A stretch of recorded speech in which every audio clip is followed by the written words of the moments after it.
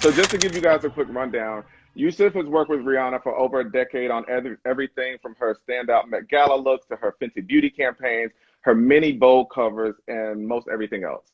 Although his main hair gig is Rihanna, he's also worked with Lizzo, Normani, SZA, Viola Davis, Jordan Dunn, and Michelle Obama, amongst many, many, many others, and Bevy Smith.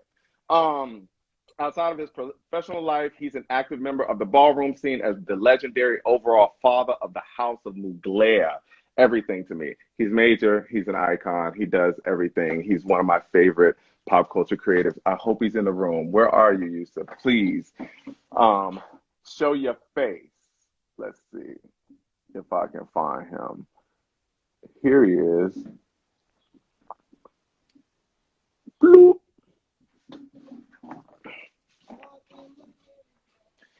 I'm so excited. Yusuf, come into the room. Welcome him into the room, you guys. He's iconic. He's major. He's my friend, and I'm glad to have him here. Yo! What up? What up, sir? It's good What's to see you. popping? Hold on. Let me turn my volume up. I was in here listening to turn some your Mary J. volume. Blige. Of course you were. Of course you were. How you feeling? How you doing? I'm good. I'm good. It's early for me. I'm just kidding. What have you been Not doing really. during quarantine? Like, what's your quarantine routine? What haven't I been doing? Yeah, wake up, whatever time that is, because sometimes it's hard to go to sleep at night. So, Agreed. therefore, I could wake up at like 8 a.m. or I can wake up at 12 in the afternoon. But then I also have to like this. I feel terrible, so then I have to get up and start trying to do stuff, be creative, Do stuff. just you know what I mean. Keep myself busy and not feel like I'm just sitting here. And also, I have a product to sell, so I've been doing a lot of interviews and talks with people. So I'm pretty busy. I'm excited about that. So we will get to that. We will get to all of that. So I wanted Yusuf to come in a little earlier. Usually I check in with people to like 2:15, 2:20. But I was like, there's so much to talk about. Is it? But we gotta talk about it all of it. Yo, because there's so much. Your story is so layered. It's layered. And like I feel like you're one of those multi-hyphenate creatives in so many ways. And yeah, so I got some shit with me. I got some shit. Exactly. But I love that. I love that. So that gets me excited. So I'll be like, oh, I want to talk about this. I want to talk about this. So anyway, but I want to also start with congratulations. You got another Vogue cover this morning. And you put on the post surprising, like, what a surprise. No, because I'm not thinking about that. I promise you, like, I'm not thinking about work I did 6 months ago. I'm not thinking about anything. Like right now is like the moment, you know what I'm saying? And moving forward. So like I was honestly like blown away. They sent it to me last night and I was like, holy shit, I forgot about this. You know what I mean? Who like, forgets about bold covers? Like when COVID shows up, baby, you forget every motherfucking thing. This is true. I was like, I'm trying to stay, COVID free. You know what I mean? Yo, so aren't we all? Absolutely. Yeah. But congratulations on that. Thank you. Like it seems like honestly, real talk, it seems like you get a Vogue cover almost every month, if not every other month. Like how many Vogue covers do you have? I don't know. I never counted. But some like followers, fans and some magazine editors and leaders let me know that I'm probably, well, not probably, but I have the most Vogue covers, being a black hairstylist. Like, shut up. Not to toot my horn. That's fucked up at the same. It sucks at the same time too, though. You get what I'm saying? Why does it suck? What do you because mean? Because I shouldn't be the first. You want everybody else. Got you. Please, like you know what I mean? Like it should be Chucky, Dickie, Oscar, all of those guys that was doing it before me. Yes. You know what I mean? But that's what the industry is. So shout out to them. You know what I mean? Shout out to them for sure. The pioneers of this shit. Pioneers of the game. But okay, yes, so tell me, I don't want to spend too much time here, but tell me kind of early, like when you got into hair. Like tell me some of the early days of your hair journey. Okay, so hair journey, being young. I grew up in Miami, my mom did hair, so I was always I am my mom's child. You know what I mean? Like, I love my mom, adore my mom. Everything she did, I was just kind of like, you know what I mean? She was super creative. Her and my dad. very creative people. But my Yeah. mom just kind of like did everything. Like she raised us, she sing, she's an educator, she's a hairstylist. So, a lot of things like I found myself like kind of doing what my mom was doing, Yeah, which is crazy. But she did hair, so I always helped her. You know what I mean? I always tried to like watch and learn. And I have fucked up some Barbie dolls. I have destroyed, yeah. a lot of my sisters like toys and stuff like that. Growing I up. But love like, that. yeah, it started very young. I want to say like 9, 10 years old. I was like doing Oh, hair on top of okay. music. Music was my first love. So I was singing and dancing and performing and trying Yo, to be I've been this. seeing you singing on the gram. I don't know if I y'all just have been told seeing you. him. He's been singing, and here's the thing, like, like you sing, by the way. Like, I mean, I'm sure Thanks. you know this. I'm on You vocal live rest this. now. You're oh, because by the end of this, I was gonna be like, can you sing a little something? Okay, all Hell right. no. I won't do that to you. But y'all go to his Instagram page and check him singing, like for real singing. It's so amazing. So I didn't even know you had that talent. So that's what I'm saying. You're such a multi-hyphenate creative in that way. Yeah, man. I was just kind of, I guess, put in a position at an early age to just kind of explore and find Yeah. things that made me happy as a kid. I Yeah. wasn't in a restricted environment where I couldn't Gotcha. I couldn't discover and you know what I mean and become an artist of all sorts. You Yeah. know what I mean? Yeah. Whether it was Yeah. hair, music, or just whatever, dance. So yeah.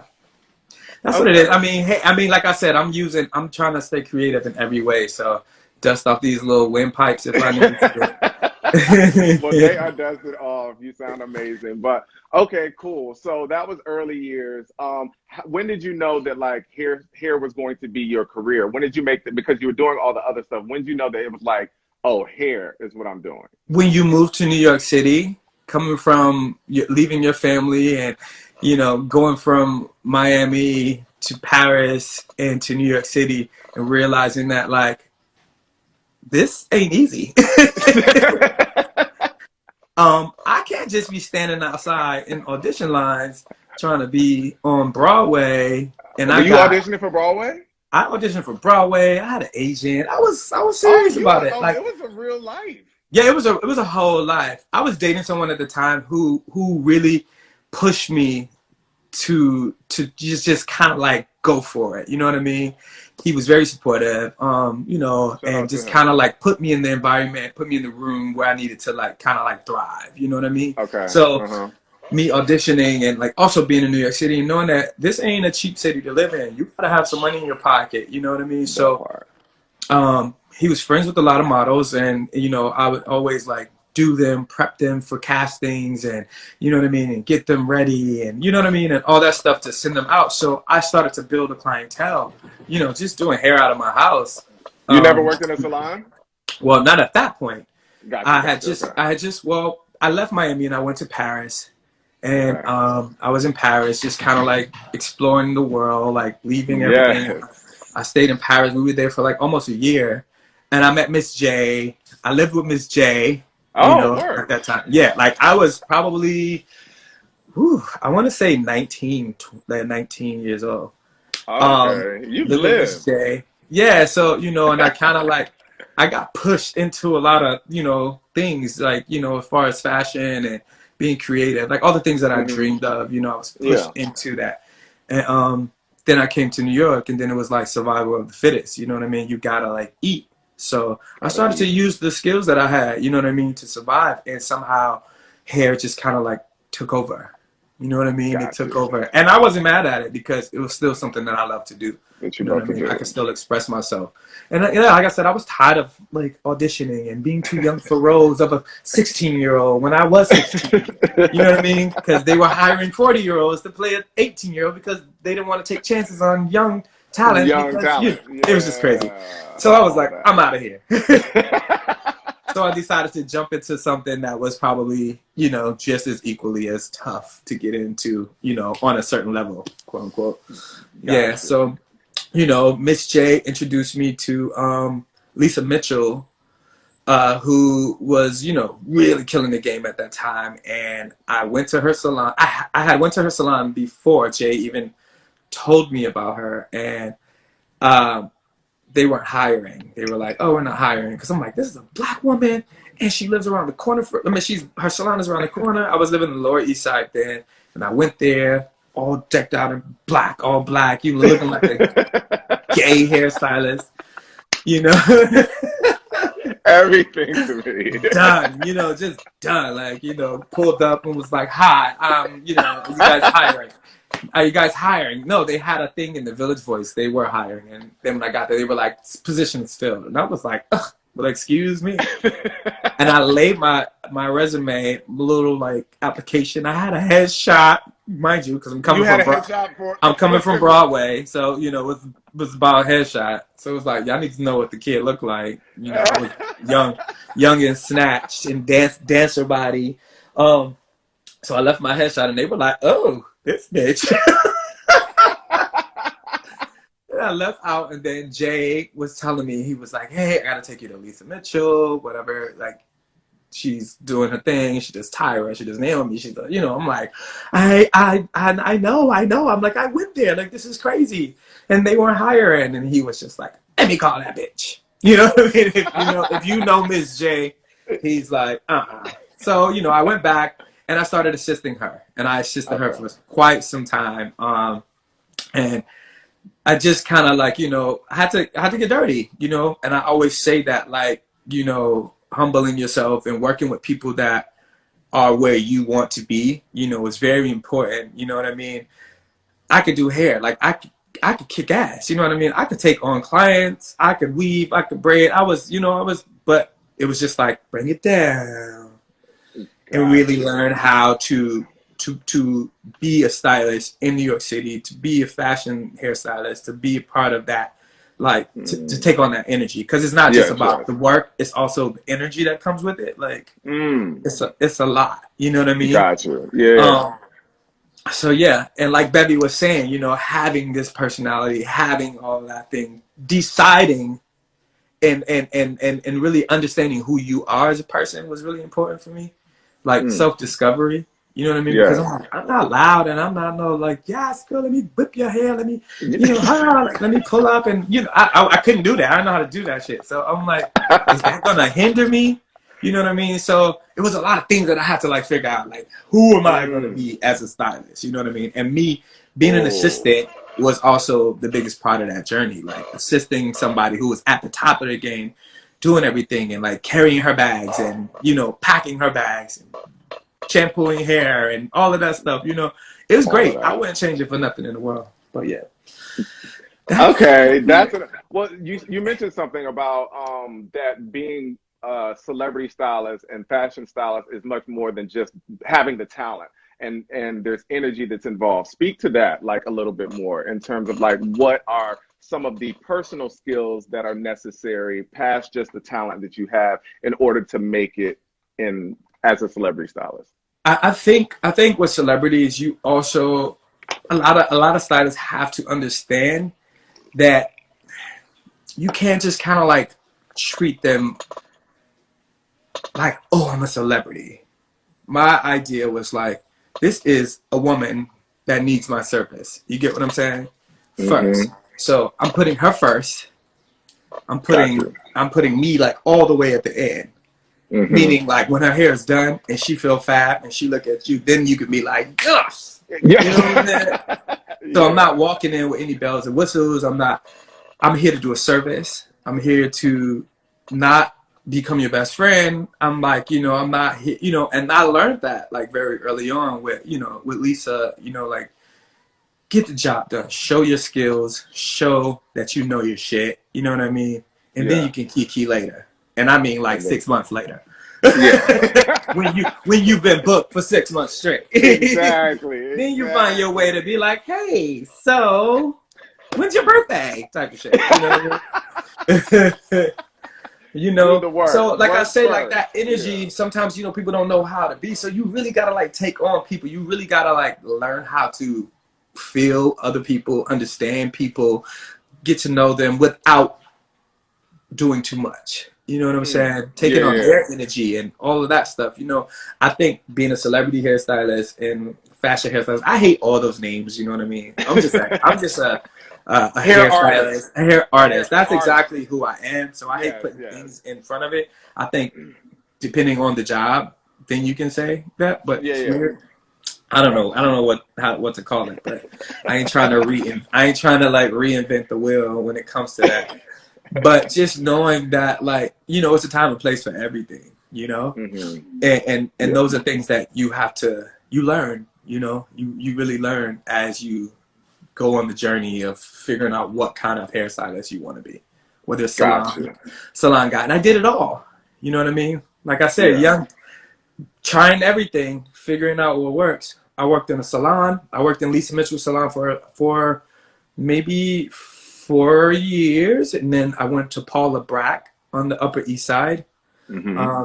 Upper East Side. You know, so I kind of put myself in these environments. And in the meantime, I was still, you know, doing editorial shoots and working in fashion. You know what I mean? And just trying to like find my way and still trying to like keep the bills paid at the same time. That part. Okay, you mentioned earlier, the idea of self-discovery, of like knowing who you are as a person as well as a stylist. What was your journey, or what were key elements to your self-discovery journey? Well, like I said once, like humility, you know what I mean? That was when you like, when the journey starts, you know what I mean? Humbling yourself, you know what I mean? And kind of like understanding that you're still learning, no matter how much you think, you know. That was a big journey for me. Like, just really, you know. I mean, it is because like I come from Miami, you know what I mean. I was doing hair and doing everything, you know. You couldn't tell me nothing, you know. I come to New York City and I'm like in the salon, like, I'll kill that weave, you know what I mean, in my head, you know what I mean? So, like, what? That's whack. That ain't right, you know what I mean? But, you know, so it's just like that was the biggest part for me, you know, like humbling myself. That was a major journey. That was a journey. And, you know, I'm still on that, like, path, you know. Humility is very important, and being humble and knowing, you know, where you come from and know how you were raised, and then knowing that there's people that was before you that you have to respect and pay homage to, you know what I mean? Yeah, I feel like I'm still on that journey, you know what I mean? So I can't really say that, you know, the journey, like I'm still riding that wave, you know. Still riding the wave. But yeah, but I also want to like shout out to Amoy Pitter. She's a hairstylist as well, who we were on a team with Odile, who's like the top hairstylist in Paris, and like we worked for her for many years. Like, you know, she was the first person to take black hairstylists to Paris, which was like Lisa Mitchell and Amoy and all these guys, Derek Scurley, Garcia. So, you know, Chucky, all these guys worked with her, and she was the first person to, like, you know, put black people backstage at fashion shows, you know what I mean? And I was working with her only in New York shows, and, you know, Amoy went to her and was like, you need to take him to Paris. Like, he needs to be on the team in Paris. So, like, I'm always, like, forever for, like, you know, doing that for me and, like, really helping me, like, you know, and, like, I'm telling you, 4 days later, I was backstage at Chanel, like, what the fuck am I doing here? So yeah, you know what I mean? So it was pretty crazy. So that's what I'm saying, like, really knowing people and, like, appreciating and showing respect to people that actually, you know, open doors for you and like, put you on the right path is really important. That's the journey in itself. Got you. Exactly. I mean, what do you think about the idea of, you know, stylists supporting stylists? Like, I feel like, I don't know, but for me, I feel like that used to be, I mean, you still see it, but in social media, let's just talk about social media, the idea of social media. Like, that was a pre-social media world. You know, now in social media, it seems like everyone's clamoring for fame and you know, that pull-up moment, and not as much supporting each other. You still have the ones who support, but it seemed like that's more so a thing of yesteryear. Just talk to me about pre-social media world of coming up in you know, before social media. I mean, pre-social media, that was the only way you could actually get anywhere. You get what I'm saying? people had to support you. You know what I'm saying? My journey was supported by people that pushed me and vouched for me, you know, to get where I, you know, to get where I am now, you know. So like, I think Amoy, Lisa Mitchell, you know, all these, you know, Miss J, like, you know, just kind of like seeing my talent and knowing like what I had, you know, it was just like a no-brainer, you know what I mean? Especially when those guys are at the top of their game, you know what I mean? It was like their word was bond, like it was facts, like, and then all I had to do was show up and do the work, you know what I mean? To have something to show for it, you know, which is hard. You know, a lot of people would stand backstage and try to get on these teams and wait and be like, hey, I want to show you my book to like Odile and Orlando Pita and Orbe and these guys. And they would just be like, I can't. Like, you know, it's hard. It was hard.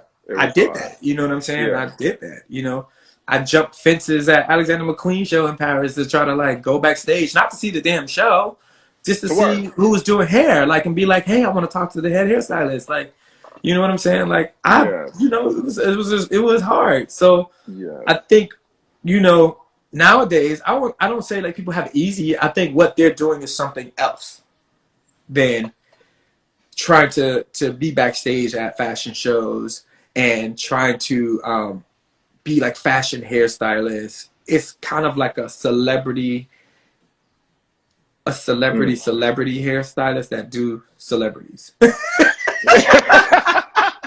Oh, okay. So like the hairstylist wants to be the celebrity. They're kind of like the influencers. They're the celebrities doing the celebrity. Is that what you mean? Yeah. That's what's happening now. You know, and trust me, I get the pressure to do the same thing too, because, you know, like, they're like, yeah, Yusef, post more, do this, do that. Like, people don't know who you are. People don't know how you are. And I saw Bevy talking, who I love so much. Like, what would the world be without Bevy? I don't want to know the world.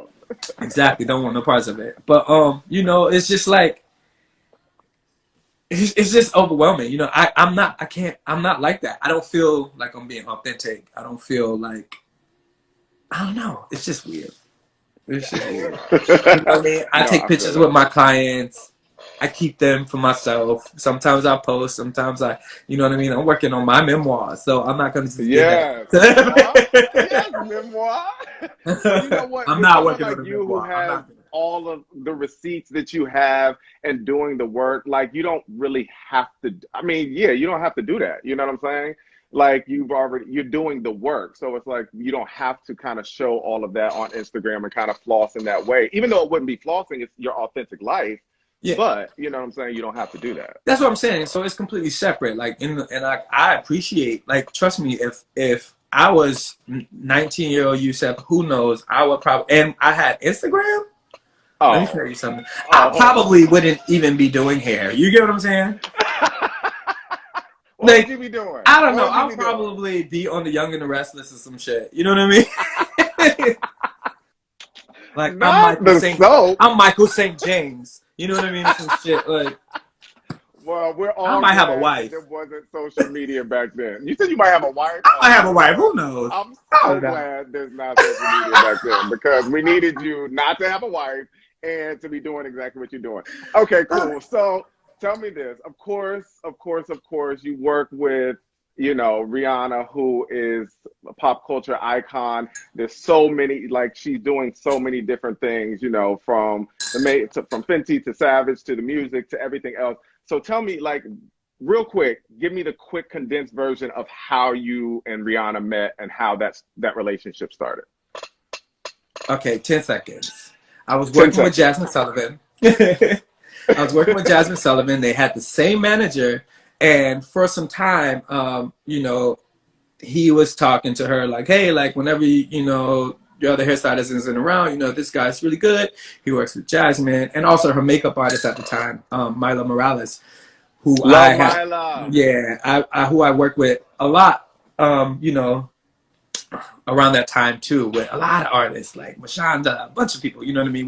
Me and Milo was kicking ass, you know, and I was with Jasmine Sullivan. So we were at a charity event, and Rihanna, all the teams just kind of like met up in the, like, you know, in the hallway, and which is like, oh, hey, and like everybody introduced themselves, and Ree was like, Yusef. It's like, why is your name like always like popping up, you know what I mean? Like, and I'm like, hey girl, whatever. Yeah. You know, just kind of like, shit, that's Rihanna, let me go. I'm like, Jazz, let's go. Who I love, you know what I mean? Like, was a fan of her, you know, and then I guess like a couple weeks later, they hit me up and was like, hey, we know that you did a lot of fashion in Paris and you worked in Paris and you on a lot of hair teams. Rihanna's going to Paris Fashion Week again, you know, and we're wondering if you can come for like a couple of days and just kind of like, you know, get her started, like busting the shows or whatever. We think you guys you'll do good with her. So went to Paris with her and, you know, styled her up for like Dior, and then the Balmain show was coming up, and then they was just like kind of like, what do we do? What do we do? And I was like, well, you know, because I was super quiet when I walked in the room to actually do her hair. Like we didn't talk. I didn't go like, hey, you know, oh my God, it's me from the charity event. You know, like I say, I'm very shy. So I walk in, set up my stuff, and I'm like, what are we doing? You know what I mean? That's it. And I get to work. We didn't talk. So the next day when we were doing the Balmain show, they all looked at me and was like, hello, asshole, this is why you're here. We brought you here because so I was like, well, you know, everything is always structured. Show the path. We think Balmain, you want to be severe, you want to be country, you want to be this, Grace Jones. You know, I was just throwing everybody's like, yes. And I gave her this like fiery hair that went straight up like a fade, like a high top, with like bleached red ends, looked fire. It was really fierce. And everybody in the room was looking at me like, are you pulling her hair away from her face? She's got because, you know, she always like try to hide her forehead and stuff like that. So I was like, no, this is it. You have to appreciate it. The structure is strong. Foreheads are in Paris. Foreheads are in. Like, this is it. This is the love. Shit. I know girls who was bleaching their eyebrows and shaving their hair back, you know what I mean? Just to have a forehead, you know, to be severe, you know? So I was just like, that's it. And when she looked in the mirror, she just looked at me and was like, and everybody walked out and went to the show. And like I said, I wasn't on social, you know, everybody would post on like the fashion blogs. And this was 2008, okay. 2007, 2008. You would go to like, you know, just fashion websites and look and see who posts and stuff like that. And before I could make it back to the hotel, like I had so many messages. My friends like texting me like, bitch, oh my God, like you fucked that out. She looks sick. And I'm just like, what are y'all looking at? Like, how did you see this? Like, what you saw me? Yeah. So, you know, and it was a big hit. Like she killed it. And then I was supposed to leave the next day, and then they asked me to stay. They asked me to stay and do the whole week, you know what I mean? And that's like, I guess that's how our relationship kind of like, you know, blossomed or whatever. Yeah. And it's been off to the races. Y'all just been killing. Yeah. Yeah, we kicking ass, you know. And Ursula was still doing her at the time too. So it was like between me and Ursula and things like that, you know. But then everybody go on different journeys and stuff like that. So I started doing her more. Yeah. That is so major. Yeah, okay. Shout out to Ursula. We had Ursula on last week. Amazing. That's what's up. Love her. Yeah. I love Ursula. That's my sister. Yes. Okay.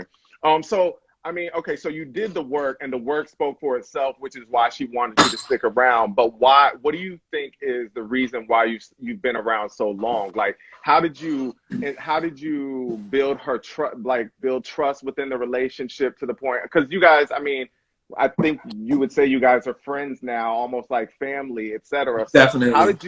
How did you build that trust with her and that relationship? I think you know what? There's nothing more personal than a relationship with your hairstylist, honestly, for women. You know what I mean? I think I was a constant in her life, you know what I mean? And I became constant to where we both would have separation anxiety with each other. Like, oh my God, like, I haven't seen you in weeks and whatever. I think the trust of, I guess, my creativity, my, you know, I was bringing something to the table. I just wasn't showing up. You know what I'm saying? And looking around like, what do we do next? I had shit to offer. You know, knowledge, you know, the skills, and I think she started to feel like she didn't have to do so much. You know what I mean? You know, when you have a team, you get involved. You get involved, and sometimes as an artist, you got to be an artist, and you got to help with this and help with that, help with this. You know, it can be overwhelming. So, I think, you know, I was offering, you know, things, and I guess that's how our relationship was built. You know what I mean? It was just like I wasn't just a body there, or you know, just in the space. You know, I built trust on both ends. I trust her, she trusts me. And, you know, here we are 100 years later, you know, just 100 years later. I think it just happened, you know, and I'm just so chill. Like, I try to be chill. Like, I'm not like a lot. Like, I'm not a lot. Like, you would forget I was in the room. You know what I mean? Like, oh my God. No one, you know, and people don't know that about me. You know, they're like, you a Leo, like Leos are this. And I'm hearing people tell these Leo stories. I'm like, well, damn, maybe I do it in a different way. I just don't know. But you know what? But you walk into the room with this confidence. You always like, there's always this kind of air of confidence you had, and not cockiness, like, because you're humble, you're nice to everyone, you're polite. You know, you might be fly as fuck and got, you know, have all your pieces on, whatever, but you always have this kind of air of confidence and just kind of like humbleness, which I think also attributes to your success, because it's like, oh, he's sure about himself, so I can be sure about him too. Sometimes. You know? Yeah.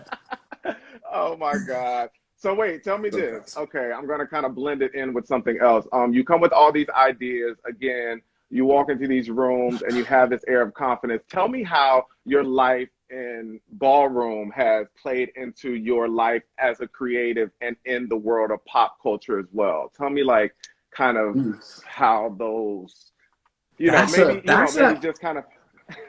That's a. Ooh, I don't know.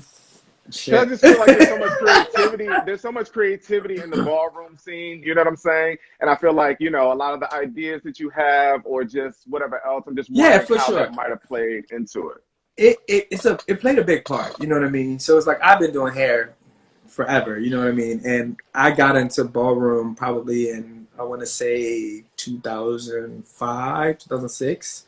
You know what I mean? I always knew about it. It was always something that I just love. Oh, I would go to balls. I would just be a part of that. People ask me to be in their houses, and I'm like, no, I'm not doing that. I don't want to be in house, you know. So, but I would go to balls as a spectator, you know, after leaving like photo shoots and, you know, for magazine shoots and stuff, and go there and like have so much inside of me and take so much from that. Like, wow, you know what I mean? It was just like creativity on top of creativity. So I was exploding with, like, you know, it was inevitable for me to like actually join a house, you know, at some point, you know, in the house of Mugler. Shout out to the house of Miyake Mugler, the iconic house of Mugler. Was always like my house. Like, before it was my house, I'm like, that's my house. Like, that's the house that I'm supposed to be in. You know what I mean? Why? Why? It was just a mood. It was a mood before mood was a thing. You get what I'm saying? It was that. And like, they would walk into a room, and I remember being in Miami, like a young guy in Miami, like 18 at a club, and these boys came into the club, and I was like, who the fuck are they? It was Nigel. It was Nigel and Whitney. They were Muglers. And they were like, yeah, they bought balls and something like that, and, you know, in New York City. And I was like, holy shit. It was just like, they was walking around with like this like ring light in front of them. And I was just like, oh my God. I was like, unbelievable. You know what I mean? It was like 6 of them, and they all was some thought, and they was just like carrying. It was fabulous. I was like, the House of Mugler, yes. Like, so it just went on, you know. I was just like, you know, I would go to the bar and be like, I hope the Mugler's turning tonight. You know what I mean? Like, whatever. But yeah, so that was always my house. But just understanding like the difference between like, it's not really a difference, you know. It's just like a room full of like creative people that just want to like, you know what I mean? It's just like, it's so explosive. Like, people always, you know, that never been to balls. I had a lot of friends that had never been to balls before, and they been to a ball, period. And when I had my ball in October, the porcelain ball, you know, that was their first time going to a ball. And like, still to this day, I get like messages like, you changed my life. And I'm like, what? Like, you know what I mean? Because they're like, just walking into that room, it's so much like, poof, poof, like, you know what I mean? It's like this adrenaline, this like, Yeah. this space of love, competition, rivalry. It's just all the things that, like, you know, it's emotions that normal people don't really feel.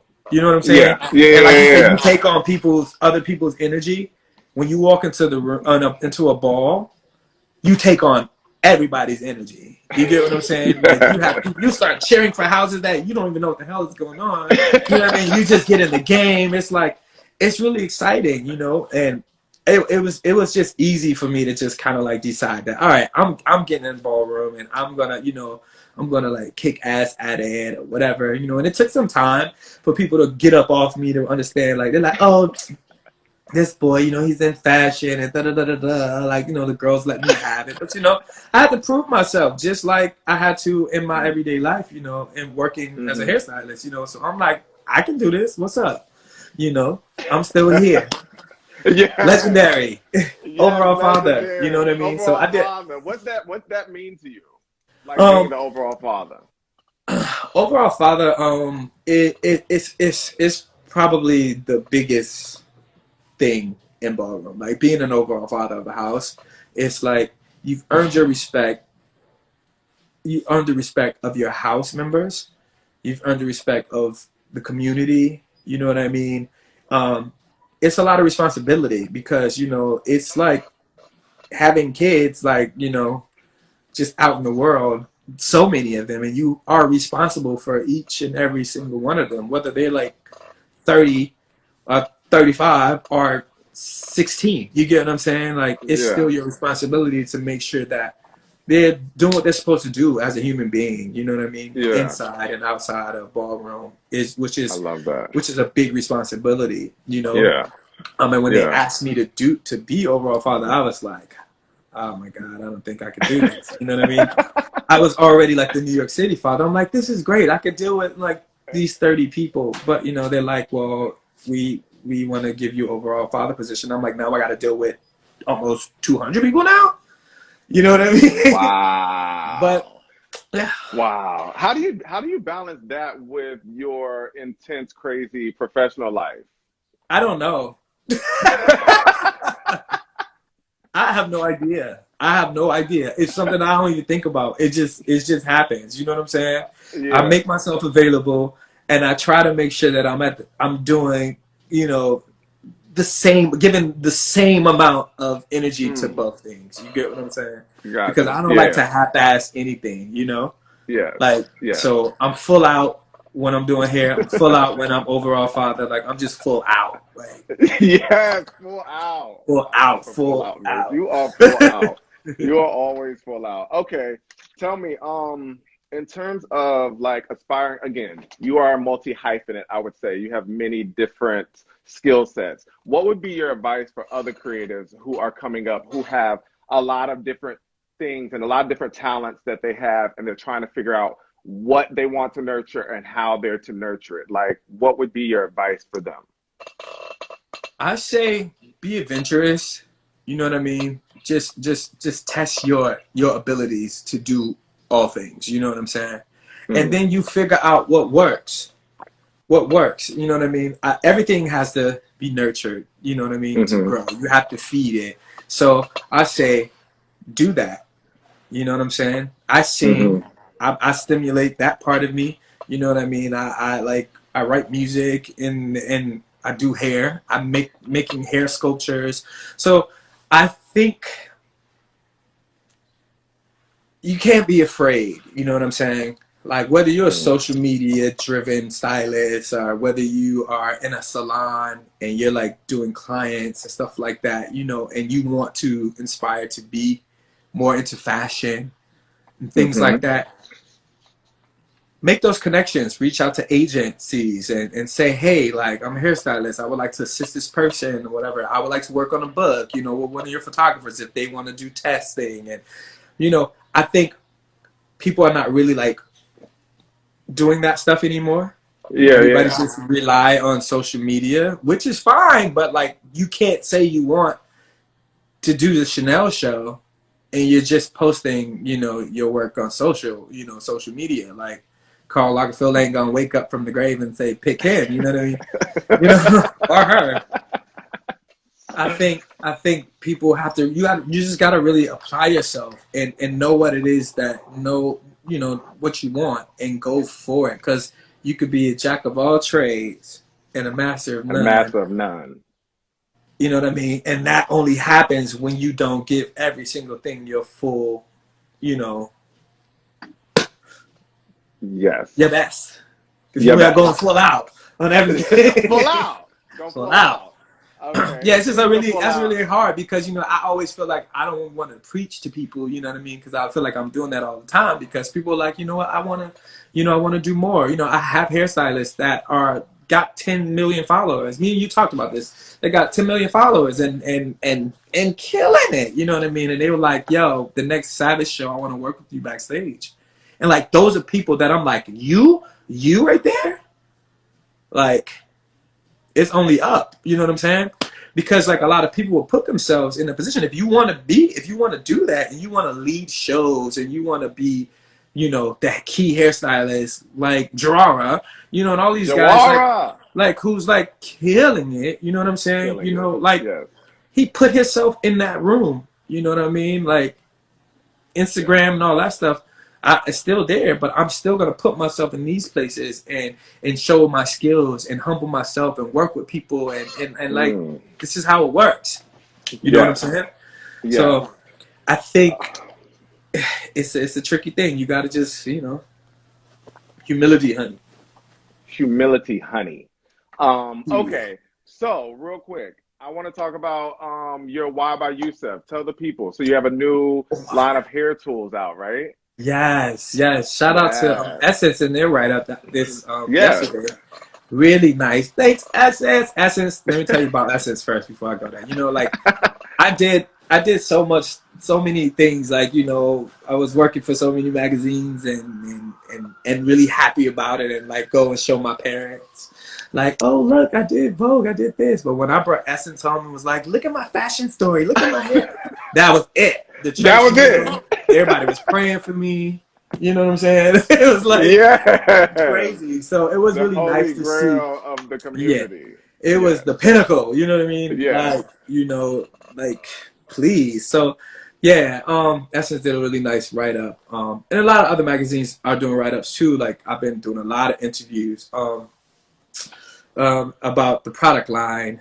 It's my capsule collection. I was working on a wet line, which is like shampoos, conditioners, for those who don't know what wet is, but that's what wet is. And in that process, you know, I was asked, you know, a lot about like what brushes and what, you know, clips and things like that. So I was just like, wow, this is like really happening like a lot, you know. And prior to that, I was approached by Ricky, the notorious Ricky Beauty Supply, you know, that was and stuff like that. He had told me, he was like, hey, I think this would be really great for you to like start do tools, you know what I mean? And I was like, yeah, I kind of kept it in the back of my mind. And then when I started to realize that it was a need for it, it was like, hey Ricky, what's up? You know, what's up? So shout out to Ricky, man. He really like saw it early for me, you know what I mean? To like kind of like get on board with that. And if it wasn't for him, you know, I wouldn't. This capsule collection of brushes, clips, you know, combs, elastics. It's everything that you need right now, and it's something I'm really having my time and like multifaceted for everybody. You know, it was durable and it looks good. Looks really good. You know what I mean? It looks really good. We're not allowed to have that kind of shelf space because most products that you know that we have, it's just it's very basic and it's not appealing to the eye. You know what I mean? And that was my one concern. I'm like, I'm not doing this if it doesn't look. Like look, you know what I'm saying? We're not going at the bottom of the shelf, and this not necessarily meaning because it's for black hair. just because I am a black hairstylist, period. Yes, absolutely. You know what I'm saying? And absolutely. I'm competing with, you know, Diane and Revlon and all these people and Goodies and all these guys who are not, you know, black. Like, exactly. I need to take over their shelf space. Exactly. So y'all make sure y'all support. It's the Y by Yusef, right? Yeah, the Y by Yusef. You can go to follow me on at the Y by Yusef and go to www.theybyyousef.com to buy some products. Yes, buy them products. Okay, we only got like 8 minutes. I told you this was gonna go fast. We're gonna have a whole nother moment later. We talked about that yesterday, so y'all stay tuned. But tell me, in terms of Rihanna, tell me. I want to know 3 things. What was your favorite Met Gala look? Oh my God, the coupe yellow, of course. That's my all-time favorite. Of course. Okay, got you. What about your favorite editorial? Vogue Brazil, the cover of Vogue Brazil, blown away by that. Like, she had the short cropped hair. She was like, we were in favela. Oh yes. Iconic. I daydream about that shoot. It was crazy, but it was the best shoot ever. I love that. Okay, and your favorite music video? Ooh. Oh my God, I don't know. I don't know. I've done some good. A lot. Yeah. Even if it doesn't have to be the look, even if it's the time, the moment, the experience, like, yeah, what's that? Maybe Diamonds. We Found Love. We Found Love for sure. Oh, yes, love that. That was my first music video with her. Oh, really? Yeah, We Found Love. Oh, I love that. That was. We shot that in Belfast, Ireland for like 2 days, and like, wow. What? 3 days actually. That was a motion picture. I love that. You have so many memories. So tell me, what's one of your favorite memories of being a hairstylist? Or maybe what you're most proud of in your career. Between those. Yikes. I would say being backstage Paris Fashion Week, working, learning, being creative, just being in that moment, because not a lot of us, are allowed that. So it was something that will never, ever, ever, ever, ever leave me. Like the fact, like I said, like a week later, I was backstage at Chanel, and it took me 45 minutes to like cry and then get back to work, because it was just like, holy shit, you know what I'm saying? Like, this is it. Now let me show these motherfuckers what this little black boy can do. You know exactly. I love it. Okay. I love it. We're going to play a game of either or. You ready? Okay. Editorial or red carpet? Editorial. Compassion or tough love? Tough, for sure. Tough love. Paris or New York? Ah, that's so shady. Paris Fashion Week, New York every day. A good answer. On stage or backstage? Definitely backstage. Really? After I see you in the balls on the stage, I'm like, that's you got to talk to Yusef about that. But right now, this is a whole different interview. Okay, I'll have that interview. A whole different person. Wig or weave? Damn, I'm old school weaving for sure. Short or long?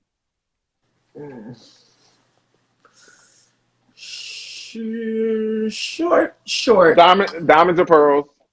Definitely diamonds. Usher or Chris Brown? Of course, Usher. Obama or Oprah? Oh, fuck. Oops. Oprah. What? Oprah. Okay. Early morning or late night? Definitely late night. I didn't hear you. Call or text? Call for sure. Yes, for a late night call. Okay, I love it. All right, so tell me this. What is the best piece of advice you've ever been given, or a quote to live by? A quote? Wow. I'd be asking questions. That was one you should have sent me to think about. Damn, that What was comes to mind? What's a quick piece? What's a good piece of advice for the people? There are people out here looking who want to be like you or who want a career similar to yours. What would be a piece of advice you would give them? Like I've been saying earlier all day, like, you know what I mean? Like, knowing your craft, knowing that when you are put in a position, are put in a room, you know what I mean? That you know exactly what you're talking about and you know exactly what you're doing. You know what I mean? Don't talk about it, be about it. That's just my motto for sure. You know what I'm saying? Like, it's really that simple because, like, It's really that simple. it's Don't really that talk about simple. it, You know be what I mean? about Because people go, you talk to talk, and then people gonna look at you like, all right, like, what you got? it. So, Deliver. yeah, I please love be it. able to I love it. deliver. I love it. Anyway. Well, you've been delivering for years and you're going to continue to deliver. I'm excited for you and your next venture with the Why by Yusef and the Why sessions, which we didn't even get to, but we'll do all that later. Yeah, next There's so time, much like, you know, more. after this is all done, we'll talk about the Y sessions, which is going to be amazing for you guys. But Of course go it and get is. the Of course Y. it Go to my site, follow me, and get some products, man. is. Get some products. Support Get this some. man. He I giving us feel all crazy these like trying moments, to all sell these stuff, years. but like it's good shit. Yo, I know it is. Yo, thank you, Yusuf. I appreciate you, bro. Thank This you. means the world to me. I This was appreciate fun. you. I This was appreciate fun. you more. Of course. Of course. All All right, right. bro. I'm going to talk to you soon. All Peace. right. Peace out, All everybody. right. Bye. Yo, there's so much to talk about. I'm sorry, I didn't even get to y'all's questions. I don't be looking. I'm sorry. But thank you, Yusuf. That was absolutely amazing. Thank you guys for tuning in. Tomorrow I have Luam, an amazing choreographer. So she's gonna be with us. So please check in. Yusuf, again, thank you, thank you, thank you. You are one of pop culture's most iconic creatives, and I'm so glad that you came into the office and clocked in with me today. Thank all of you guys for joining us as well. And tomorrow, like I said, we have Luam, and I'm clocking out for the day. I appreciate y'all. Peace.